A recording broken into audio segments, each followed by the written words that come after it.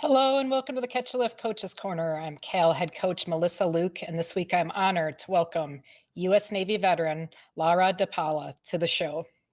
Lara is a U.S. Navy veteran, managing director of the Annapolis Center for Restorative Medicine, social media director for Catch a Lift, and so much more. Welcome to this week's episode of Coaches Corner.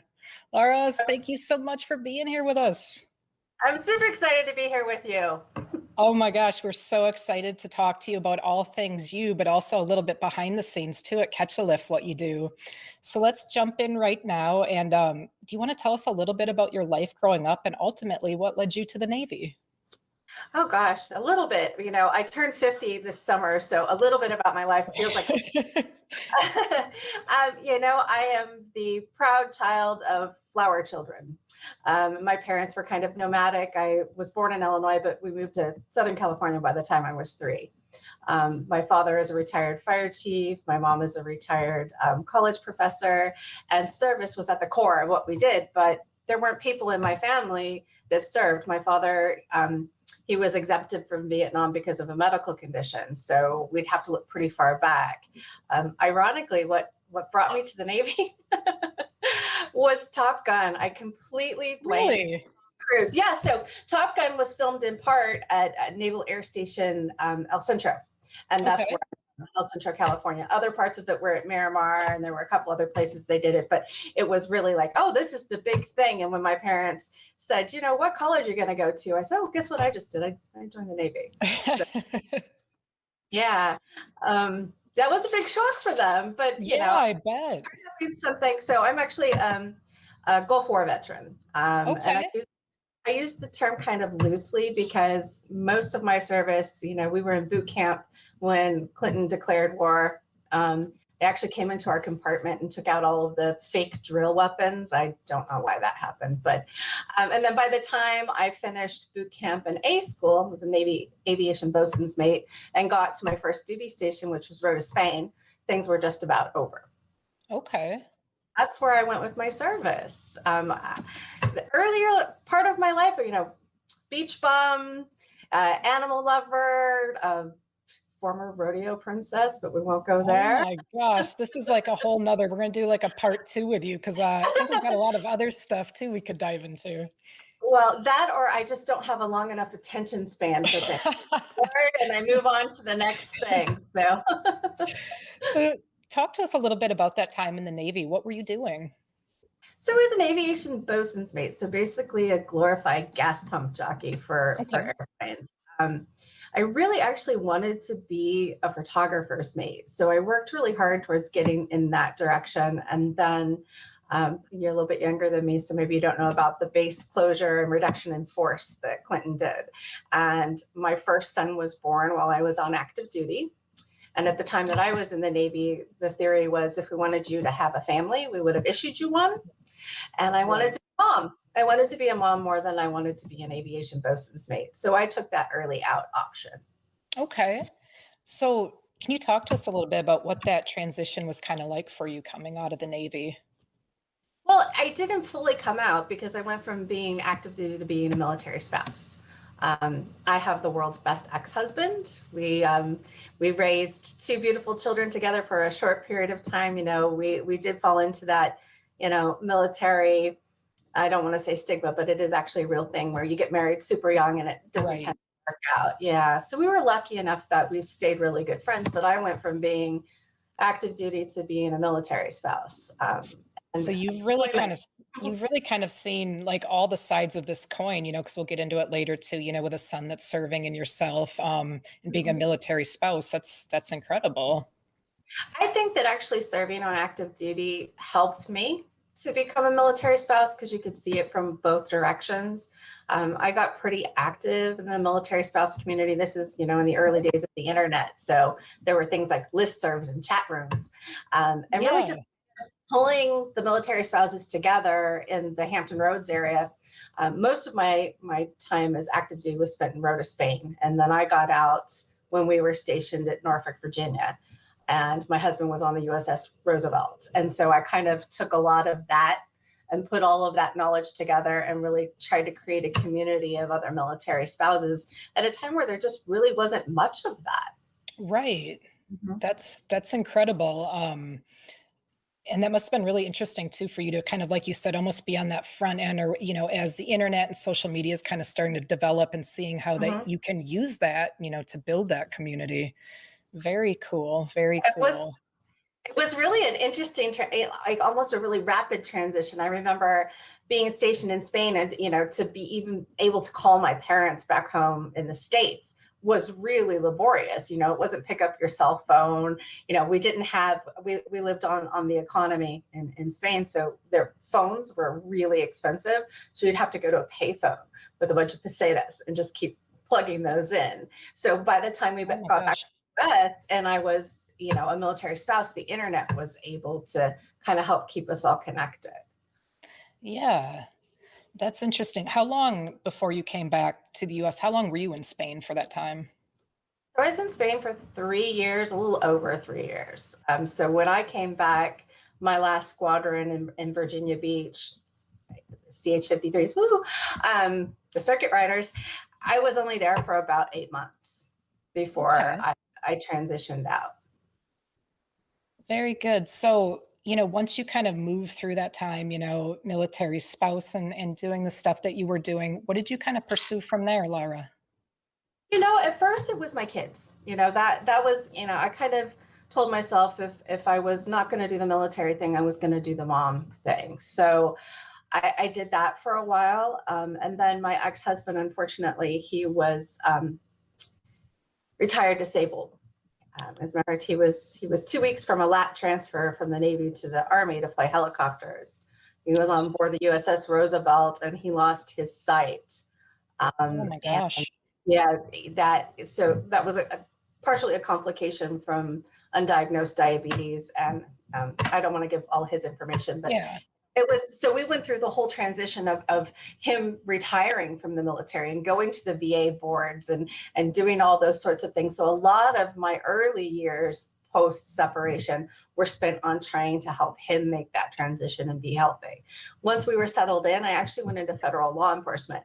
I took advantage of the federal government's veterans hire, their veterans preference, and I became a investigative assistant for the U.S. Customs Service, which post 9/11 does not exist anymore. Okay.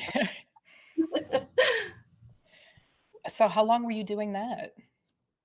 So I did that for about 11 years. Wow. Okay. Um, I kind of did marriage better the second time around. I I married somebody that I worked with who was a federal agent who was just retired from being a federal agent. So we did that on the back end as well. And that actually got me back into the military community a little bit when we left Southern California. And we're in the Maryland area now, being able to become an advocate and starting to work with the Mil-Spoke community using social media to be able to take the experience that I had and kind of help move along some of the initiatives that I believe are good for military families. So that's kind of started my social media. Wow, that's interesting. Is there anything kind of off the top of your head, Lara, that you could share with us, kind of, what you've learned about that, like the military spouse community or just military families kind of doing this work that you've done all these years? I am I don't think I have a word in my vocabulary, and I have a pretty extensive vocabulary. I'm a word nerd. They are absolutely amazing people. And what they've had to go through in a post 9/11 world Yeah. is so different from what my experience was. I actually done some influencer work for some larger tech companies that had initiatives for military families, and I was able to take the experience that I had and help go find some of these people, predominantly women, but also men, and Okay. bring them into the fold to actually have, paying jobs in the world of social media, advancing the military spouse community. The way that they support each other, the entrepreneurial spirit, it just blows me away. It didn't exist when I was in the military. Wow. Mhm. Wow, that's so cool, and to see, you've really gotten to see that whole journey and that transition of it. I'd imagine that's got to feel a little bit kind of full circle where you're sitting now with it, does it? I feel that, and I definitely feel a sense of pride of purpose to see these. The military has gone from when I was in, that whole idea, we wanted you to have a family, we would have issued you one, to doing a better job of embracing military families. Right. Are as mission essential, because they really are. How can you complete the mission at hand if you're worried about your family back home, or if there's For something going sure. on there and there's no support? So it's been, really an amazing thing to see the military take in hand. Even when I was in, some of the work we do here at Cal, we talk about the Cal emotional wellness pillar and how we're all connected in that way. That wasn't a thing when I was in. If you went to try and get help, your clearance was pulled and you were right at the desk. There's a long way to go still, but seeing that there's more, it's been kind of nice to hold that history. Yeah, that's awesome, and so great to hear too from you on that there is forward progress. They are doing better with it and making strides. That's terrific, because you're completely right. Um, when you're deployed somewhere, when you're off on a mission, right? And if you're worried about family stuff back home, I mean, I can't think of anything worse. I mean, that's such a stress on that soldier or that airman or that Marine, to have to deal with that. So knowing they have that support back home, I mean, that has to make just all the difference in the world.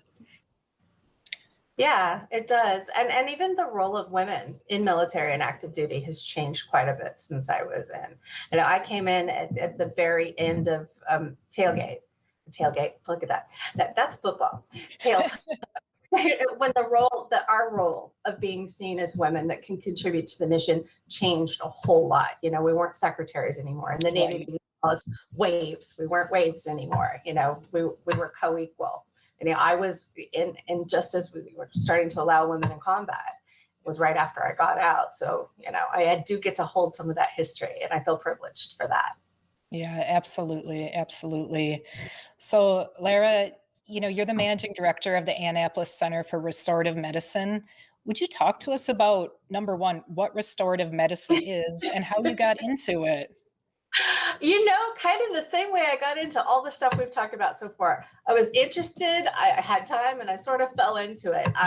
I'll start out with what is restorative medicine, and this is kind of my elevator pitch when somebody asks me that. I say it's the East meets West. It's, traditional medicine that you would think of when you go to your primary care doctor or you go to a specialist, and it's the East side of it too, a little bit more of bringing in that holistic and that homeopathic, and having those two things really marry up to help with whole body wellness. So it's not, I like to say it's, we tend to be a society that's a pill for an ill society. Yeah. This looks at you as a whole person. And that's kind of why I was drawn to Cal's mission that way too. If we look at our 4 pillars, right, fitness, nutrition, emotional wellness, and community. And so much of that comes into functional medicine. So how long have you been working in the functional medicine like that? So for 5 years, I've been the managing director of the Annapolis Center for Restorative Medicine. And then for a little while, my partner in this, who is a physician, we had a homeopathic side. So I was doing that as well. We sold that side of the business to focus almost entirely on the medical side of things and not just homeopathy. But through the homeopathic side of what I do, I'm a practitioner of something called heart math. And I've actually, talked with Cal veterans about this, and I do dedicate some of my time pro bono working with veterans who have PTS. I like to say with heart math, if you've ever heard the term in the zone, that's actually a heart math term. They've been around for a very long time, and it's about bringing your body, your sympathetic and your parasympathetic nervous system into balance with each other through meditative practices, through kind of emptying out of emotions. And there's some technology that can actually help you see yourself changing your heart rate variability, which allows you to reduce production of hormones like cortisol, which is related to stress, and instead produce something like DHEA, which helps us to build those happier hormones. It's really a very impactful tool to use with someone, and especially, people who suffer with PTS, because we know how that is. It's kind of a sneaky thing. You can feel like you're doing good. And, the most mundane of things can be a trigger. Yeah. And so what do you do where you are when that happens? when you're put right back in the middle of the stress that gave you this condition, usually can't do things like, stop and meditate, or it's hard to Right. get your buddy or your therapist. Heart math actually helps with stuff like that. It teaches you techniques, like a technique called quick coherence. It's not going to make everything go away, but it's going to help you reduce those anxieties, that cortisol production, that sort of adrenaline that we get when we go into, one of those, some of us call it attacks, some of us call it flares, some of us call it triggers. Whatever you want to call it, it takes you back into that dark place that's difficult to get out of. And heart math can really help with that. So this is incredibly interesting to me because just recently I started listening to some podcasts and reading up on heart rate variability. And I was looking at it specifically for, looking at for athletic performance and how my recovery was going and just, really being able to track that.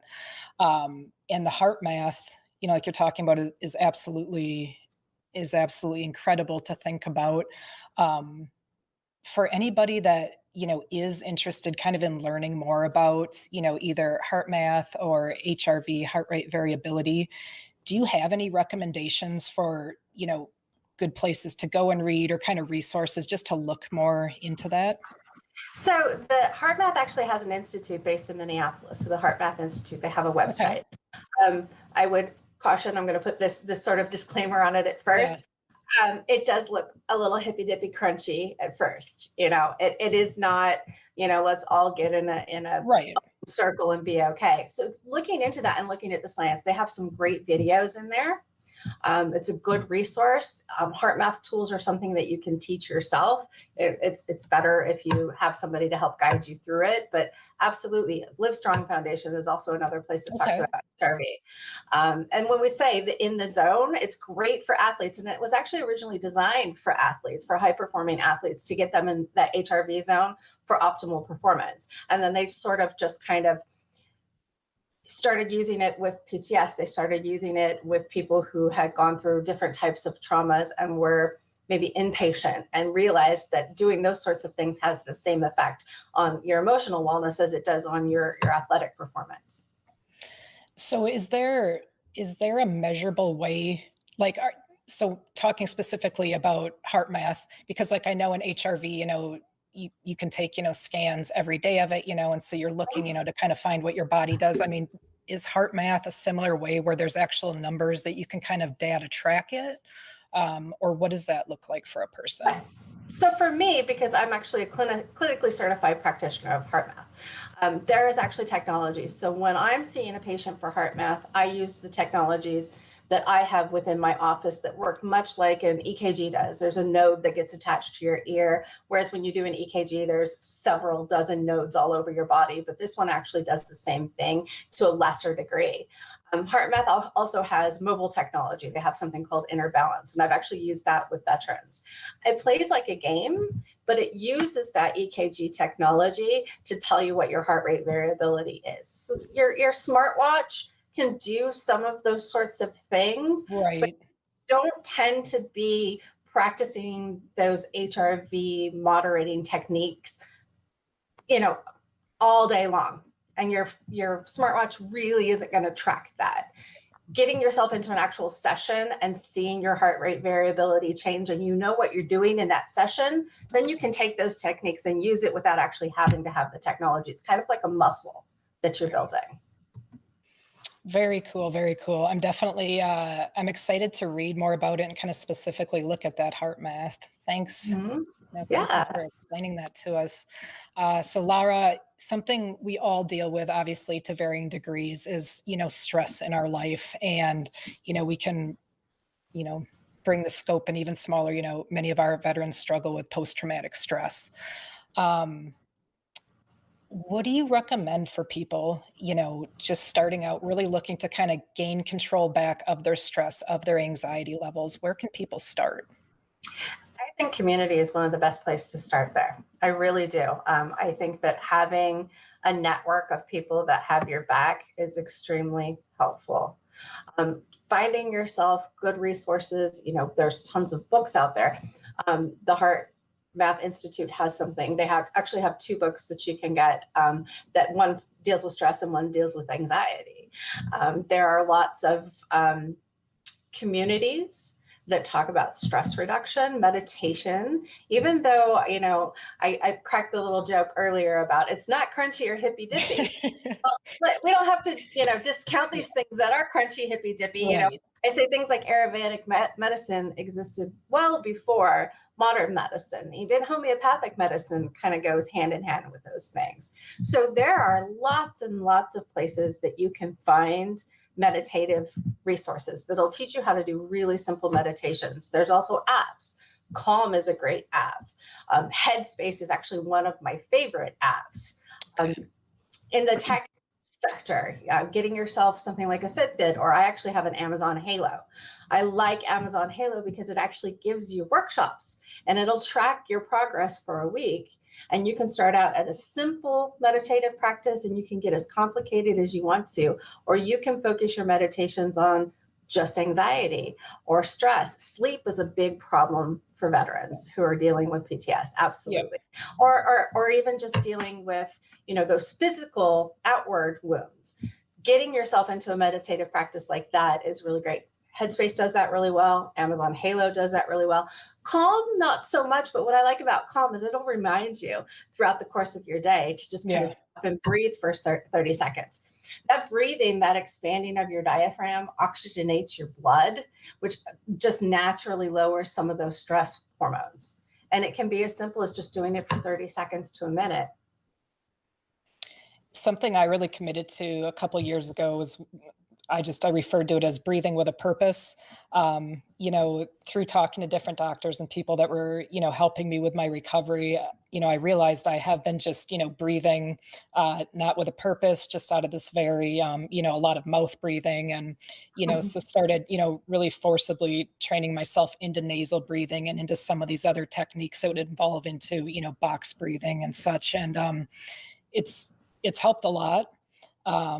And something, that definitely I can continue to work on, but I definitely echo and encourage anyone, to look into breathing. I read the book Breathe. It was absolutely terrific, and definitely got a lot out of that. So something else I know, you're really passionate about, Lara, is, nutrition, hormone health. So I want to talk about that a bit here. And specifically, looking at our women veterans. So, or women in general, obviously, but as women age, are there any specific nutritional concerns that they should be aware of in their diet? Absolutely. I think one of the things that we probably just about anybody listening can answer the question, well, calcium, what about bones? Well, absolutely, that's one of them. But looking at things, what happens to women specifically as we age, as we go through something called perimenopause. And in perimenopause, our hormones start to fluctuate. We have estrogen, of course, because that's our female sex hormone, but men have that too. There's actually 3 different types of estrogen. There's something called progesterone, and I call that the happy hormone, right? And then you have cortisol that I've mentioned that several times. So what happens as you age, those things start to fluctuate. And proper nutrition and supplementation can take care of some of those things for you. With women specifically, looking at things, calcium, absolutely, magnesium, not even just for women, but even for men, you need these things for recovery of your muscles. You need that to help you sleep. There's food sources, and that's actually one of the things I'm proud about the Cal Social is every Wednesday we do something called Warrior Fuel Wednesday. And I do have, a few times that we're focusing on hormones. We actually just focused a little bit on magnesium, and magnesium can affect those hormone levels too. Women need to make sure that they're getting more fiber in their diets. One of the things that a lot of people don't know, when you think of, the media portrayal of something like heart disease or a heart attack, you usually see an overweight older guy, usually with a really tight necktie, grabbing his chest and falling on the floor. Well, women die of heart disease and heart attacks more than men do. And one of the reasons is we don't take care of those nutritional needs. We don't reduce the stress. We glorify busy. How many times have you called up late? I'm just too busy. I just don't have time. So even, not so much even just the nutritional things, but the whole body that women need to look at. And they need to stay away from certain things too. As they age, you think, I need to have calcium, so I'm going to eat a whole lot of dairy. Well, that sounds great. It's super yummy, but it's also going to affect your ability to digest. So you're going to get inflammation. If you can keep eating the dairy, it's keto. It's great for keto. Might want to take a digestive enzyme to help you with that. Probiotics, prebiotics, fiber, even a fiber supplement, because it's really difficult for us to get enough food-based fiber in our diets. Fiber keeps that digestive system working well. It also helps our heart. So taking a fiber supplement is also a good thing for women to look at. Okay. Are there any foods specifically that you'd recommend for hormone health? It really depends on where your hormone levels are. Okay. Protein is definitely something that you want to look at, but you want to look at where that protein is coming from. For women, getting more of a plant-based protein is a good way to go, but you want to avoid things like really large amounts of soy. Soy contains phytoestrogens, and that can throw your estrogen levels off. I think actually with the Women's Health Initiative, we did put together a hormone balancing diet Yep. at one point, and it was really heavy in plant-based foods, vegetables that have those phytonutrients. I like to say, eat the rainbow, and eating the rainbow is not Skittles, people, even though Skittles and an MRE, I'll fight you for that. Right? Yeah. But no, eating the rainbow, actually, we say eat the rainbow because it's going to get all your nutritional needs met. But for women specifically, it can also get a lot of your hormone needs met.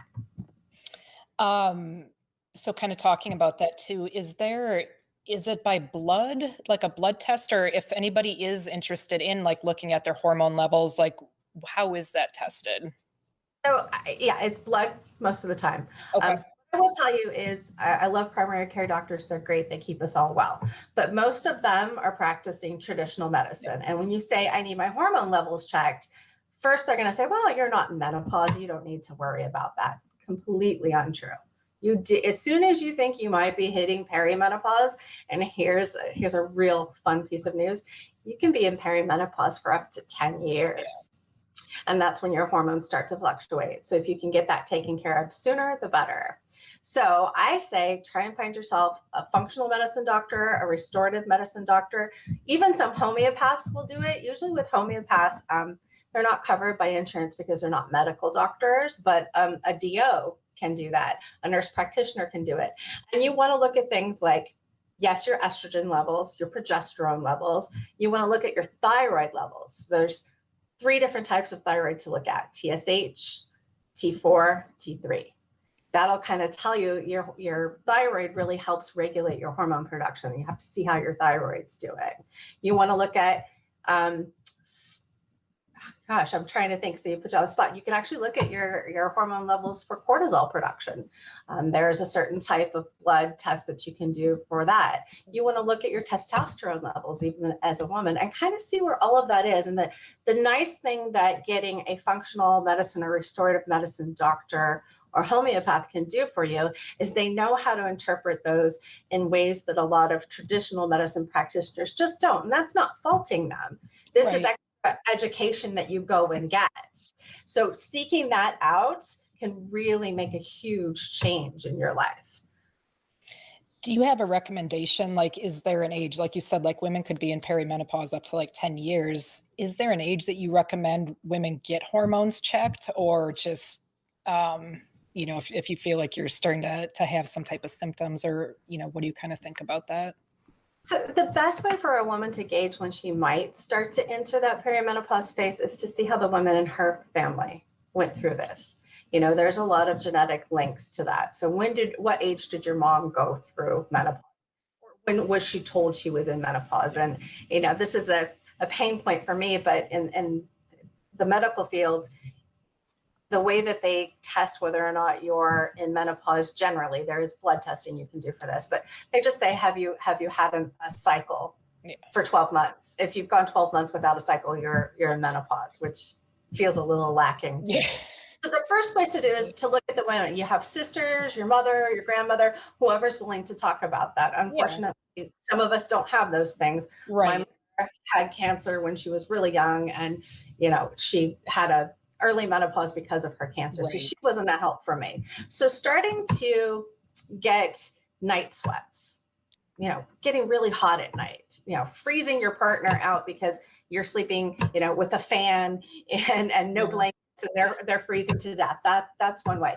Another way is something that we like to call in the practice perimenopausal brain. Sort of that fogginess in your brain, those things that you used to easily be able to remember, words, dates. I'm horrible. I can't remember. I have 4 kids. I'm horrible at remembering the years that they were born. And you think that would have stuck with me. Yeah. That sort of thing. That kind of starts to happen as you get into perimenopause. Any changes in your cycle, unexplainable weight gain in your midsection, a recurrence of acne, because if it wasn't bad enough that we had that in our teens back when we had perimenopause, or something that I like to, laughingly, because laughter is the best medicine, I call it the great follicle migration. It's where the hair is leaving my scalp and going to my upper lip and my chin, sometimes my neck, just these strange changes in your hair and your skin. That might be those things, and disruptions in your sleep that aren't normal. I mean, we have times where we don't sleep well, but if you've got extended insomnia, or you feel like you slept for 10 hours, but your body's telling you slept for 2, right. Those are times when you might like to look into that. It usually starts to happen in the early 40s, but that's pretty general. Everybody's body is different. Right. Okay. Thank you for sharing that with us. So we really want to dive in, Lara, and talk about, your family and some of the other stuff you have going on in your life too. Like I said, man, we could do a part 2 and 3 with you and keep going with this stuff. I would always say, keep the shows be less than 45 minutes so I can put them on. I know, right? Talk about your family. Oh, okay. So those 4 kids. So I have, my oldest is my Marine. He just got out in October of last year. Then I have a 22-year-old who is in college back. I'm originally from Southern California, so she's back there. And then I have a 16-year-old and a 14-year-old. And then I don't know if our mics are picking it up, but I also have a fur baby. He's Frenchie, and he's laying in my home office snoring. So snoring sound, that's Gordon. Oh my gosh, that's hilarious. And my family is my center. They really are. And I'm extremely proud of my Marine. I didn't want him to join the military, but he felt called to do that. And that's kind of been the hardest lesson to learn as a parent, is you kind of have to let them do their thing. So I will say that, he did 8 years, so he did 2 full tours. And then around October last year, I felt like I let out a breath that I've been holding in for 8 years. Yeah. So he's a radioman. He separated from the Corps at Camp Pendleton, and he is still there. His wife went to West Point, so we kind of have a whole military thing going there. And her father was Navy, so we have all of that. Service is actually a calling for us. And my son is very okay with me talking about, what he's gone through in PTS is something in his life. And he's going through that whole, separation and VA paperwork and that rigmarole and boards and all that stuff. And I have 2 grandsons. So the oldest just turned 2. That's Rodden. And then I have Wyatt, who was born in December. So he and she both have their hands full with 2 boys. Oh my gosh. It sounds like it. It sounds like it. That's wonderful. I can see why they are your center. That's absolutely terrific. So I feel like I adopted like a whole company of Marines over the time that he was really oh my gosh, I bet you did. His best buddy, his brother, my adopted child, we call him. They actually went through boot camp together. They went to, I think the Marines call it MOS school. In the Navy, we call it A school. They went to MOS school together. They went to their first duty station together, their second duty station together. They're both from the Corps now, and they work together. That never happens. You know that, right? We never, we fall in love with friends and people that we serve with, and we feel so close away from us. He really got a good gift there. So that's Tyler. That's such a blessing. Mhm. Wow, It how really very is. cool. Lara, you recently started a podcast. Oh God, are we going to talk about Oh, that? we're going to talk about that. You Okay. gotta give us a plug for us. Tell us about the show, where we can hear it, what it's about. All right. So my podcast is called The Midlife, and I'm going to say the actual name of it because most of us are prior military, so it won't offend our tender ears. It's called The Midlife Shit Show. I And what like it already. Yeah, it's me and a good friend of mine who is actually a pioneer in the tech industry and the snowboarding industry of all things. We're both kind of hitting that midlife thing, and we were so sick and tired of the only thing out there for us was inject this here, tighten this there. A lot of the messaging, especially towards women, is really about how to retain an outward appearance of youth. So we talk about those things. We have guests who come on that were experts in the medical field, people who like things like meditation and heart math. We do make a little bit of fun of Gen Z and Gen X, like, please, we got you covered. And we always say to ourselves, it's about fun. Yeah. You can find us. We actually don't record live. That's one of the reasons I'm actually really sweaty recording with you, because I'm so nervous that it's on video. You can find us on Spotify. We're on iHeartRadio. We're on Apple Pie podcast. Apple Pie. There we go. On Apple Podcasts. You can also find us on Amazon Music. And I'm really kind of excited about doing something fun. I was actually a blogger for a very long time, so this is the new iteration of doing something like that. Very cool. Very cool. Well, we're definitely excited to check that out and see how that keeps developing for you.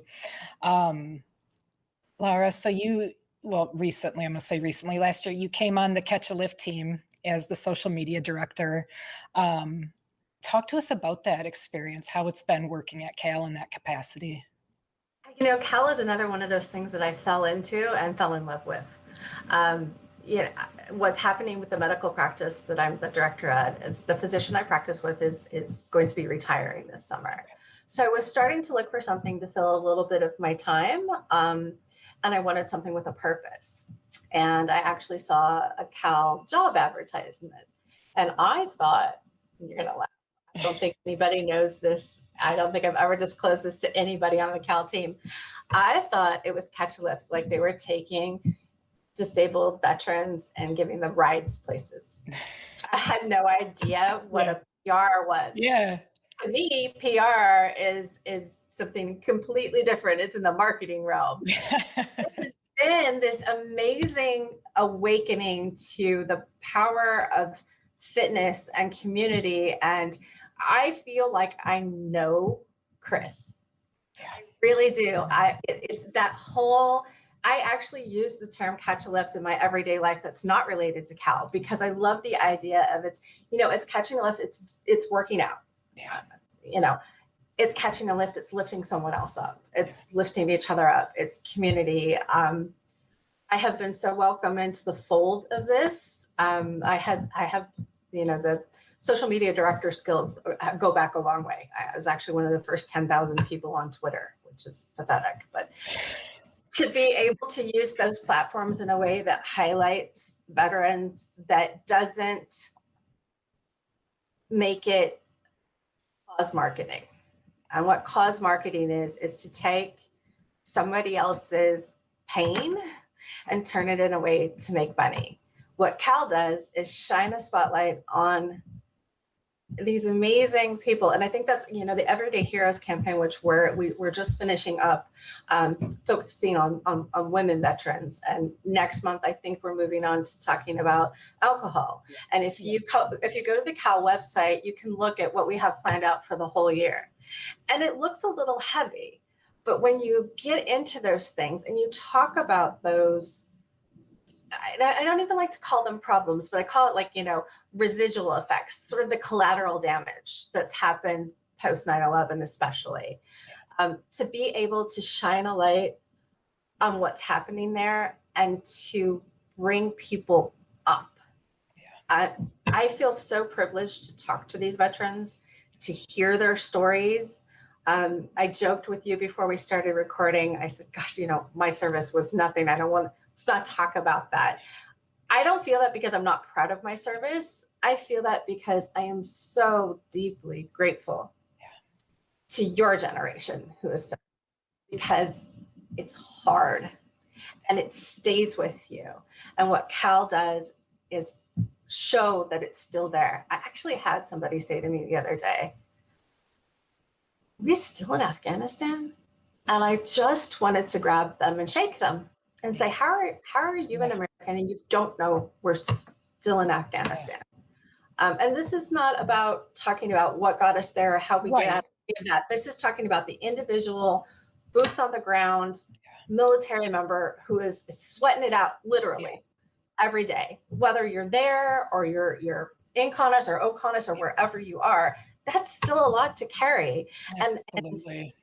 And I feel like Cal is a place that it gives me an outlet for my frustration around how a lot of American society panders to veterans. I say, mattress cells. Thank you for your service, but you never actually take action. There are a lot of people hurting that need your help. There are a lot of people coming out of it that need you to cheer for them, and Cal gives me a chance to do that. Oh, that's absolutely beautiful. Absolutely beautiful. I have one more question that I want to ask you today, Lara. What does it mean to you to be Cal Strong? God. I think to be Cal Strong is to be aware, because it's not just about what you're lifting in the gym. I've seen you do some amazing stuff that blows my mind. I would never be able to do that. I've talked to some of our veterans that just, things that, I don't think I'd ever make it through. But what the common thread that I see is that awareness of each other. It's a consciousness. And to me, Cal Strong is consciousness. It's about knowing, which of those 4 pillars you need that day. That's Cal Strong. You're strong enough to say, I need help. You're strong enough to say, I can give you help. You're strong enough to push through for one more day for yourself. I like that. That is Cal Strong. Absolutely. Ooh. Lara, thank you so much, number one, for your service to our great country. Thank you for all the ways that you've continued to serve all these years, to the greater military community. And now with our Catch a Lift family, we are so very blessed to have you on our team. That's it for this week's episode of Coach's Corner. We will return next Wednesday at 1 Eastern Time with another new episode. Thank you again, Lara, for sharing your story and your light with us all today. Absolutely fantastic. Thank you to ClearBridge for your continued support of all things Catch a Lift. Thank you to Lynn Coughlin, Henry Pomper, and Kaylee Nasiri for all of the work you do on this podcast to make it possible. And to the entire Cal team, we give you a huge thank you. And until next week, keep it real and stay Cal Strong.